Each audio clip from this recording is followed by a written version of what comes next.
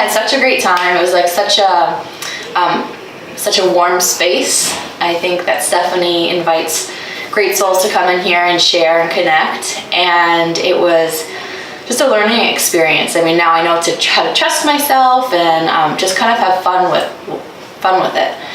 I would definitely come see Stephanie again. I think it's everything whatever you use in here is you can take outside and apply it to your life, everyday life, and it'll help me in business, in my relationships, and I highly recommend it. What I enjoyed most about the workshop was connecting with each person that was here, and we did a reading on each other, and that was something I had never done before, and it really highlighted that everybody has intuition and that it's not wrong. You just kind of gotta go with the flow, and it was just really insightful. So I had set in with one of her group sessions. It was a smaller group session and a little bit more intimate. It was maybe 4 or 5 people, and she was amazing. She touched in maybe 5-10 minutes with each person, and she was spot on.